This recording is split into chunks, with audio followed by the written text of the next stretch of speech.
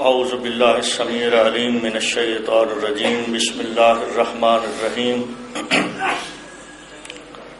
قال اللہ تبارک و تعالی فی الکلام المجید وأمر بالعرف وانہ عن المنکر صدق اللہ مولانا العظیم۔ میں جناب ڈاکٹر پروفیسر سلطان شاہ صاحب، چیئرمین شعبہ عربی و علوم اسلامیہ جی سی یونیورسٹی، اور اس کے ساتھ ہمارے سروں کے تاج جناب ڈاکٹر صاحب کا جو ہمارے لیے اعزاز ہے، وہ چیئرمین ہیں مجدد الفسانی و شیر ربانی اسلامک سوسائٹی کے۔ بہت ہی اعزاز کی بات ہے ہمارے لیے، اور ہم دعا گو ہیں کہ ان کا سایہ ہمارے سر پہ سلامت رہے۔ گوناگوں مصروفیات سے وقت، بہت قیمتی وقت نکال کے ہمیں اپنے قیمتی مشوروں سے نوازتے ہیں اور ہماری سرپرستی فرماتے ہیں۔ ان کی اجازت سے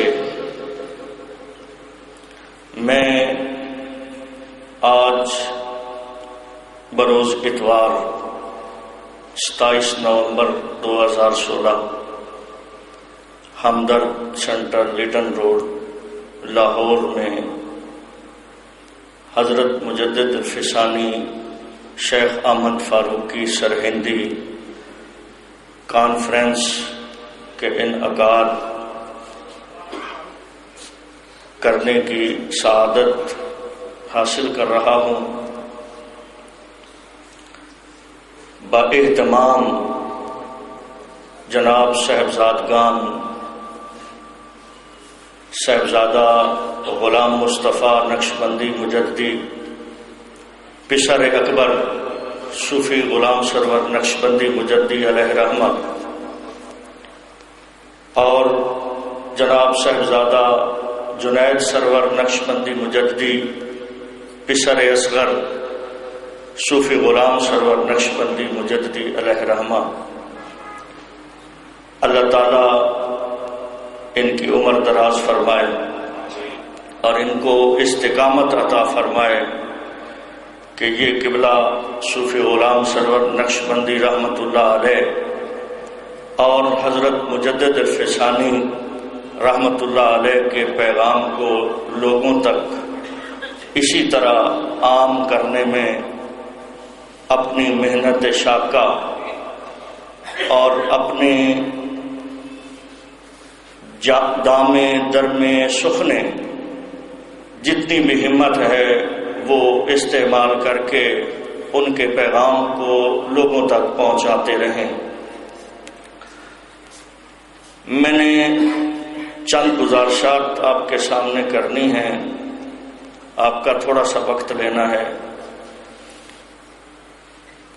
میں نے امر بالمعروف اور نہی عن المنکر کے حوالے سے اللہ تبارک و تعالی کی اس کے کلام کو پیش کیا ہے۔ یہ امر، یہ حکم ہے، یہ کلمہ ہے، اور یہ کلمہ کس کا ہے؟ اللہ تبارک و تعالی کا۔ اس کا آغاز حضرت آدم سے لے کر حضرت عیسیٰ تک انبیاء کے حوالے سے ہوتا رہا، اور یہ فریضہ وہ انبیاء انجام دیتے رہے۔ حضرت عیسیٰ کے بعد میرے آقا و مولا حضور نبی کریم حضرت محمد مصطفیٰ احمد مجتبیٰ صلی اللہ علیہ وآلہ وسلم کی ذات مبارکہ سے وابستہ ہوا اور پھر آپ کا یہ پیغام جس کو امر کہا جاتا ہے، یہ امر محمد صلی اللہ علیہ وآلہ وسلم ٹھہرا، اور امر محمد کو ہی امر اللہ تعالی کہا گیا، کیونکہ یہ امر قرآن مجید ہے اور قرآن اللہ کا کلمہ ہے، اور یہ امر جس کو مختلف معنی میں مختلف لوگوں نے اس کو شمار کیا، مین اس کا جو لفظ جس کا معنی وہ نیکی ہے، اور یہی نیکی حق ہے، اور یہ حق کلمہ حق اور کلمۃ اللہ ہے۔ اور حضور نبی کریم صلی اللہ علیہ وآلہ وسلم کی آل پاک نے اور آپ کے صحابہ کرام نے، جنہوں نے براہ راست آپ سے فیض حاصل کیا، اس کلمہ حق کو بلند کرنے میں اپنی کوششیں برابر لائیں۔ آل پاک میں امام علی مقام امام حسین نے اس کلمہ حق کو، جس کو سجدہ شبیری کہا جاتا ہے، وہ سجدہ زمین پہ رکھ کے اللہ کے کلام کو، اللہ کے کلمے کو بلند کیا۔ آج ان کی وجہ سے یہ اسلام زندہ ہے اور ہم بھی زندہ ہیں۔ دوسری طرف صحابہ کرام نے اس کلمے کو آگے بڑھایا، اس امر کو آگے بڑھایا، اور جس نے اس راستے پہ اپنی زندگیاں استوار کی، وہ اس آیت کا مصداق بن گئے کہ جو ہم 5 وقت میں 5 نمازوں میں تلاوت کرتے ہیں، اہدنا الصراط المستقیم صراط الذین انعمت علیہم غیر المغضوب علیہم ولا الضالین آمین۔ یہی وہ کلمہ صحابہ کے بعد تابعین میں، اور تابعین سے تبع تابعین میں، اور تبع تابعین سے اتباع تابعین تک آیا۔ نبوت کا سلسلہ ختم ہو گیا، اس کے بعد یہ ہستیاں ہیں جو رشد و ہدایت کا ذریعہ ہیں۔ اب آپ کی امت میں صالحین ہیں، اور صالحین نے ہی اس کلمہ کو بلند کرنا، اور انہوں نے ہی یہ بیڑا اٹھایا اور عوام الناس تک اس کلمہ کو پہنچایا۔ ان صالحین کو مختلف وقتوں میں سلسلہ ہائے تصوف ان کی کڑیوں میں بند کر دیا گیا۔ کوئی چشتی کہلایا، کوئی سہروردی کہلایا، کوئی نقشبندی کہلایا، کوئی اویسیہ کہلایا۔ مختلف سلسلہ ہائے تصوف کے بانیان نے اس کلمہ حق کو لوگوں تک پہنچانے میں کوئی دقیقہ فروگزاشت نہ کیا۔ ان صالحین میں مجدد میاں بھی تھے جو 100 سالہ مجدد تھے، ان میں مجدد وقت بھی تھے، اور ان میں مجدد الف ثانی بھی تھے۔ مجدد الف ثانی 1000 سالہ مجدد اس کلمہ کو لے کے اٹھے اور بر صغیر پاک و ہند سے لے کر پوری دنیا میں چھا گئے۔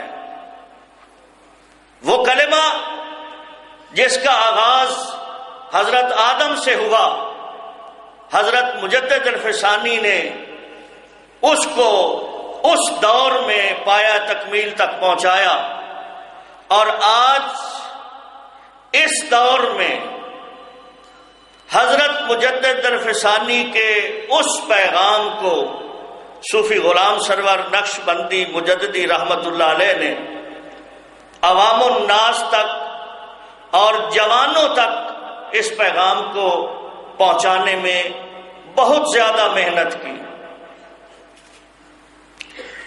بہت سے جوانوں کو حضرت مجدد الف ثانی کے اس پیغام کو اجاگر کرنے کے لیے انہوں نے اکسایا. میری بات کا جو فوکس ہے وہ یہ ہے کہ ایک پروفیسر ڈاکٹر، ایک ریسرچ اسکالر کے ہاتھ سے ڈاکٹر نکلتے ہیں، ریسرچر نکلتے ہیں. اور میں نے اپنے جو صوفی صاحب کے ساتھ صحبت کے چند سال گزارے، میں دیکھتا رہا کہ جناب ڈاکٹر پروفیسر بشیر احمد صدیقی رحمت اللہ علیہ جامعہ پنجاب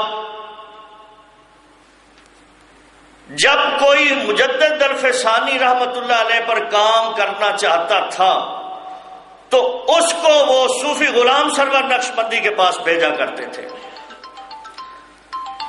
پھر وہ بندے صوفی صاحب کے پاس آ کے حضرت مجدد الف ثانی پر کام کرنے کے لیے وہ ہدایات لیتے تھے. صوفی صاحب دن اور رات کی محنت شاقہ سے ان کو کتابیں پرووائڈ کرتے، ان کو وہ میٹیریل پرووائڈ کرتے، اور تا وقت یہ کہ وہ سست پڑ جاتا بندہ، لیکن صوفی صاحب اس کے پیچھے لگے رہتے کہ یہ حضرت مجدد الف ثانی پر کام کر رہا ہے، تو جب تک اس کو پایا تکمیل تک وہ نہیں پہنچائے گا صوفی سرور آرام سے نہیں بیٹھے گا. اور بہت سے پی ایچ ڈی ڈاکٹر جن کا کام حضرت مجدد الف ثانی پر ہے، اس میں بہت سا حصہ صوفی غلام سرور نقشبندی کا ہے. یہ میں فخر سے اس بات کو میں کہہ رہا ہوں. اور یہی مجدد الف ثانی جو آج جس کانفرنس میں آپ بیٹھے ہیں، اور یہ 40ویں سالانہ کانفرنس ہے، الحمدللہ یہ ان کے حضرت مجدد الف ثانی کے فیضان نظر سے اور حضرت میاں شیر محمد شرک پوری رحمت اللہ علیہ کے فیضان نظر سے یہ جاری و ساری ہے. حضرت میاں جمیل احمد شرک پوری انہوں نے لاہور کے اندر اس کا آغاز کیا. صوفی غلام سرور نقشبندی عملی طور پر اس کانفرنس کو کامیاب کروانے میں عملی طور پر ان کا میں تو 100% حصہ کہتا ہوں. میاں صاحب خود کہا کرتے تھے کہ 70% حصہ جو ہے حضرت مجدد الف ثانی کی تحریک کے حوالے سے جو لوگوں تک پہنچائی جا رہی ہے، اس میں صوفی غلام سرور نقشبندی کا ہے، اور باقی جو 30% ہے اس میں بھی زیادہ تر حصہ صوفی غلام سرور کا ہے. پھر صوفی صاحب نے اس تحریک کو آگے لے جانے کے لیے مجدد الف ثانی سوسائٹی کا انعقاد کیا، اور اس کے ساتھ شیر ربانی اسلامک سوسائٹی وہ وجود میں لائے. کبھی بھی ذاتی مقصد کے لیے ان کے ہم اثر بیٹھے ہیں، یہاں بھی موجود ہیں. آپ بھی کبھی آپ کو کوئی موقع ملے، یہ صدیق ہزاروی صاحب، مفتی صدیق ہزاروی صاحب ہمارے درمیان موجود ہیں، ان کی بہت سی ملاقاتیں صوفی صاحب کے ساتھ ہوئی. کوئی بھی شخص یہ نہیں کہہ سکتا کہ صوفی غلام سرور نقشبندی نے اپنی ذات کے لیے کسی سے کوئی کام لیا ہو. جب بھی کسی ریسرچ کے پاس جاتے، کبھی لکھنے پڑھنے والے کے پاس جاتے، ان کا صرف یہ پیغام ہوتا کہ فلاں کتاب کا ترجمہ انگلش میں کر کے دے دو، فلاں کا ترجمہ فلاں زبان میں کر کے دے دو، اور یہ پیغام ہم نے آگے تک پہنچانا ہے، اور اس کا خرچ صوفی سرور خود اٹھائے گا. اس کی چھپائی کا، اس کی لکھائی کا، اس کو عام کرنے میں صوفی سرور کسی سے کوئی پیسہ نہیں لے گا.